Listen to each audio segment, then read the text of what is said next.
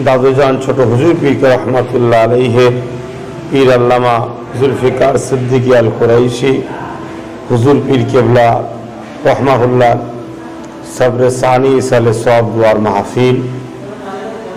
আমার প্রত্যেকটা ভালোবাসার মানুষ ভাই ও আব্বুদেরকে আসার জন্য আহ্বান জানাচ্ছি। আসুন, কেন আল্লাহর ওলিদের ইসালে সব দুয়ার মাহফিলের দিনে তিনাদের রূহ বড় খুশি থাকে। সারা বছরই ওলিদের দরবারে ফায়দা পাওয়া যায়, তবে এই দিনটা স্পেশাল, আরো বেশি ফায়দা পাওয়া যায়।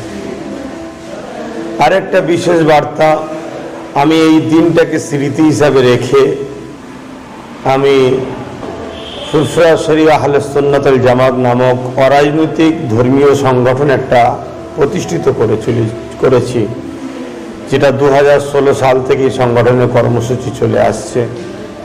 ধর্মপ্রেম, মানবপ্রেম, দেশপ্রেমের মাধ্যম দিয়ে এই সংগঠনের মূল লক্ষ্য।